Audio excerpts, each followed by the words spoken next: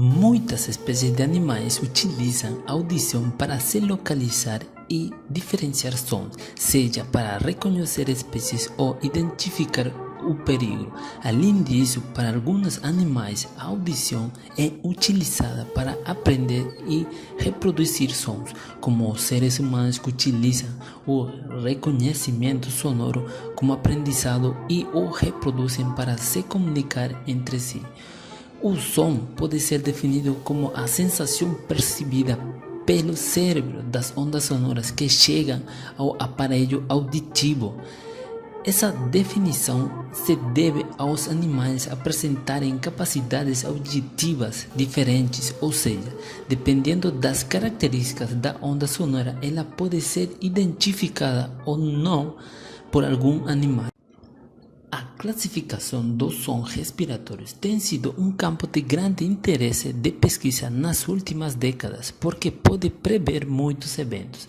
A classificação automatizada dos sons respiratórios tem a virtude de detectar anormalidades da disfunção respiratória.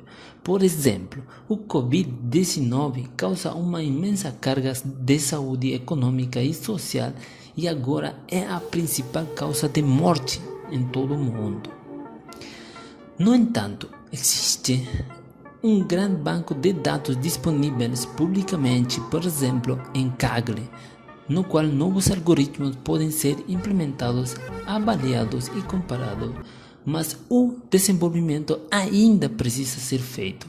A base de dados com a qual iremos desenvolver a classificação foi criada por duas equipas de investigação em Portugal e na Grécia e inclui 920 registros adquiridos e 126 sujeitos.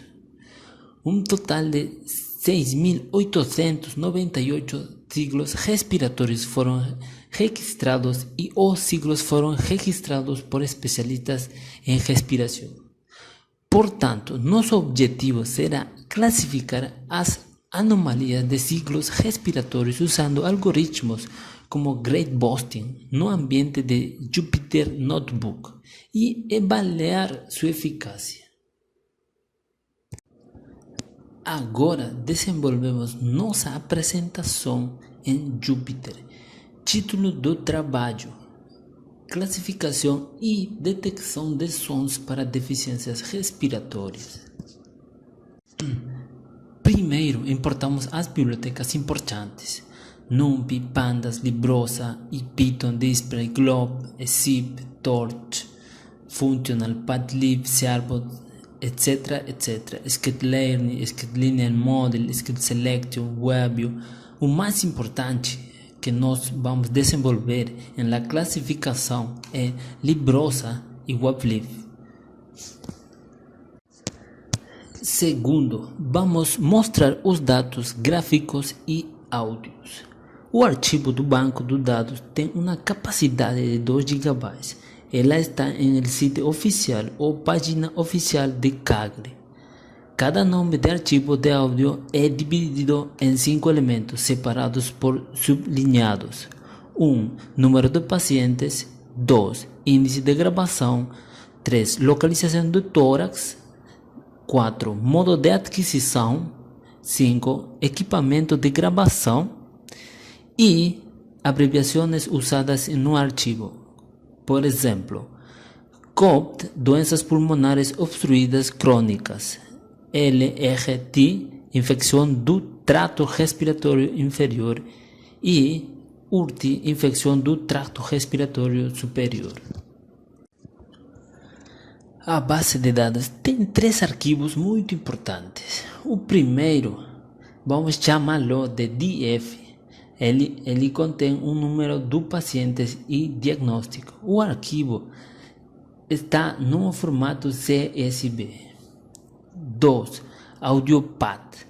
O áudio contém o áudio em formato TXT.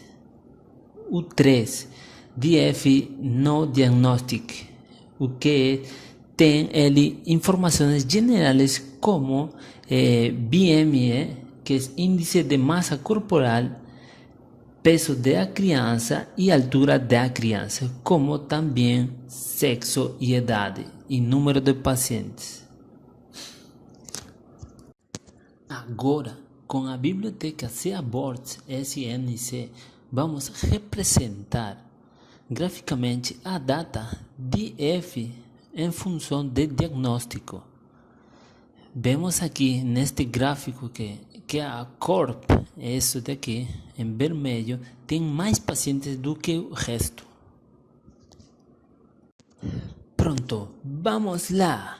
Agora, nessa parte, adicionaremos a coluna diagnóstico de a data DF em DF no diagnóstico, quer dizer, do lado esquerdo. Como vemos aqui, diagnóstico foi adicionado. E nessa parte, esta parte é muito importante porque nos ajudará a rotular e etiquetar nossa classificação. Bom, por outro lado, vemos nesta parte algumas estatísticas dos dados e colunas anteriores. Por exemplo, o CORP tem 63 pacientes, com mais estatística. E neste gráfico, as estatísticas, de acordo com o gênero, os homens apresentam mais deficiências respiratórias. Aqui removemos ASMAT e LRTI, porque eles têm apenas uma amostra de cada, mas você pode trabalhar com isso. Aqui importamos o arquivo de som como file em base PathGlobe, como vemos aqui, tá? A livraria Librosa nos ajudará a reproduzir os áudios, onde SR sublinhado CORP, esse daqui é a frequência de amostra. Por exemplo, agora vamos ver uma doença pulmonar do paciente 104, com uma duração de 15 segundos.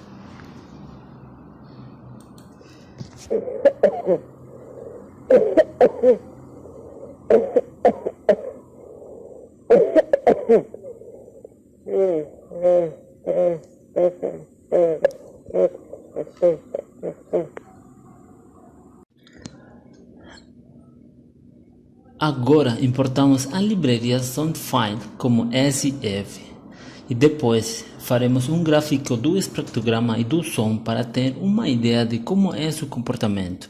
Primeiro, criamos uma coluna vazia para inserir o número do paciente e então Paint sublinhado ID, isso será o número do paciente que iremos inserir da lista de patient number, número de pacientes.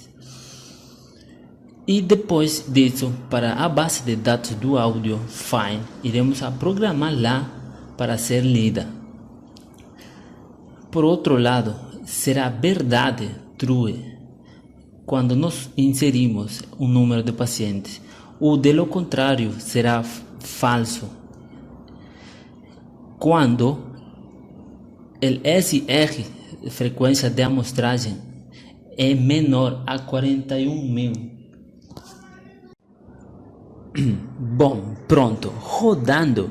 Aqui criamos uma função que nos fornece o áudio, como display while, de toda a lista em geral. E test sublinhado y, que é para carregar o gráfico daquele som selecionado. Por exemplo, aqui temos do paciente 102, do paciente de doença pulmonar 104 e paciente 103 com asma. Aqui é o gráfico do som e esto é o espectrograma. Terceiro, encontramos as características do sinal ou de som. Algumas das principais funções do áudio, como MFCC, Mile Frequency Sector Coefficient, é um dos recursos usados em qualquer experimento de aprendizado de máquinas que envolva arquivos de áudio.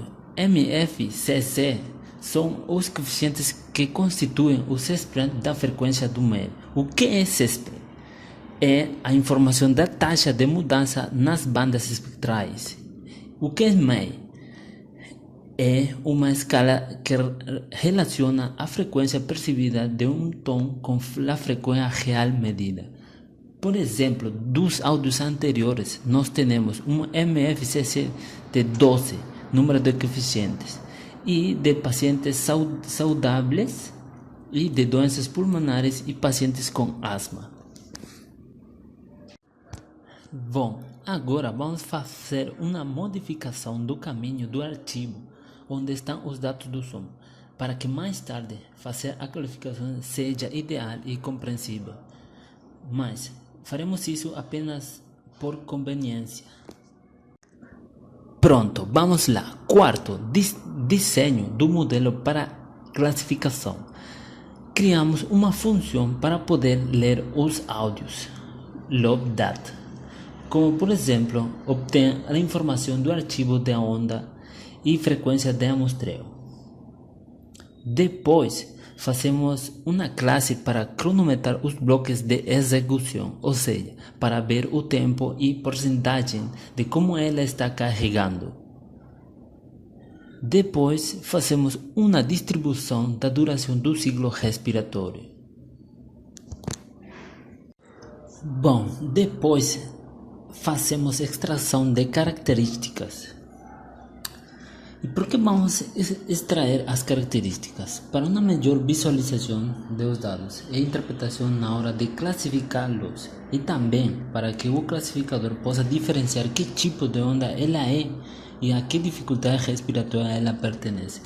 Por exemplo, espectrograma da forma de onda, frequências cromáticas, centroides espectrales, largura da banda espectral, desplazamento espectral, taxa de cruce de 0 Mel-Sespre coeficient e espectrum e escalares também.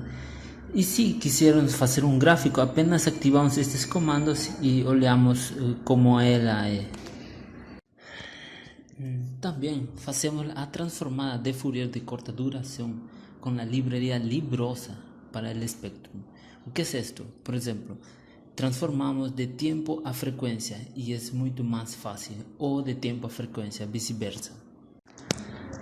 Bom, por outro lado, antes de fazer o treinamento ou a classificação, nossos dados devem ser como dados discretos ou como vetores, para que depois possamos trabalhar. Aqui criamos a função annotation 2epsilon. Ela converte as anotações em um vetor. E depois criamos uma função cosseno com esses parâmetros de aqui, para representá-los graficamente com os respectivos pontos, e depois a seguir visualizaremos como é isso, como fica. Bom, depois concatenamos todos os arquivos em la função generate dataset. Ela leva muito tempo em carregar todos os arquivos, que são muitos, mas fazemos um print para acompanhar todo esse processo. E daí fazemos que a função carregue os arquivos, extraiga os recursos e extraiga o objetivo ou o álbum. Depois imprimimos o conjunto de datasets em X e o conjunto de datasets em Y. Bom, depois de criar o dataset X e o dataset Y, agora randomizamos a ordem do conjunto com isso e dividimos os conjuntos de dados de treinamento e testes que fazemos com isso daqui. Bom, pronto, rodando, depois criamos uma função para avaliar e visualizar o modelo com suas respectivas características. Por exemplo, definimos a função evaluateModel, que evalua e visualiza os resultados do modelo. E depois fazemos estándar de qualidade com o conjunto de treinamento X e Y. E Model Predict e erro absoluto médio. Depois visualizamos o desempenho do teste, logo plotamos eles, cada um.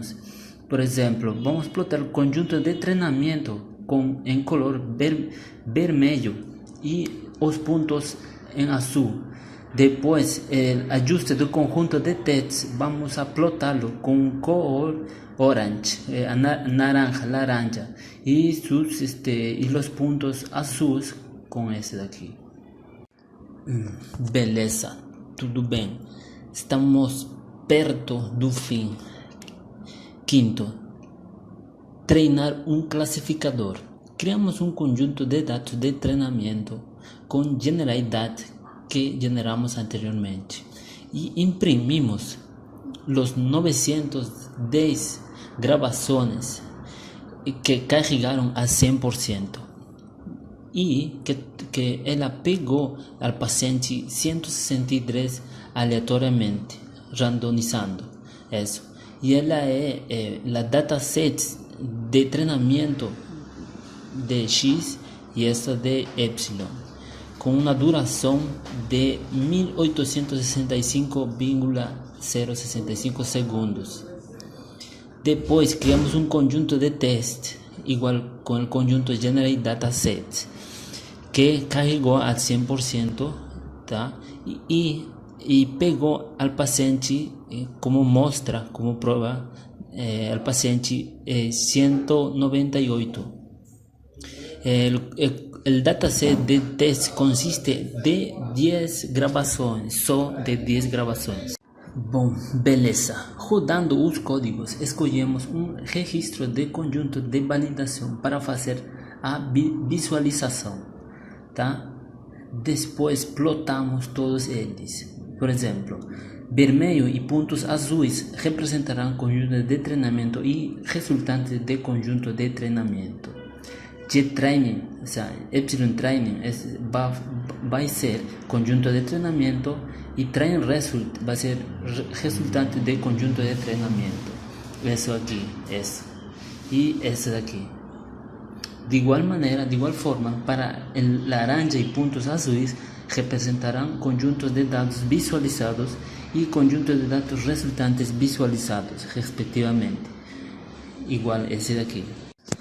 Bom, legal, beleza, olha só, chegamos ao fim. Sétimo, resultados e conclusões. Prova da regressão. Importamos o gradiente Boston, o estabelecemos como nosso modelo. Depois, o modelo, fazemos o treinamento com X e Y de treinamento que fizemos anteriormente e com a definição da função Evaluate Model, nós rodamos os dados e gradiente Boston fica assim, utilizou só 242.819 segundos e eje quadrado ficou em 0.812 e o erro absoluto médio 0.11. Olha só como fica isso daqui. Legal.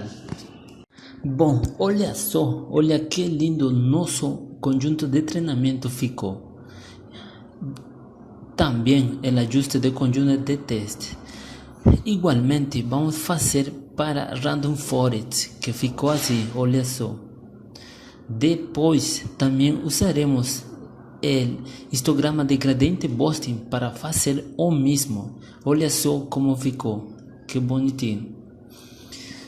Depois fazemos uma comparação de tudo isso. Tá, beleza.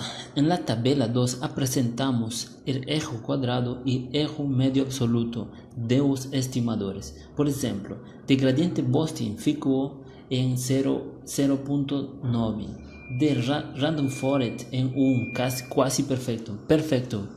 E histograma de gradiente Boston em 0,999.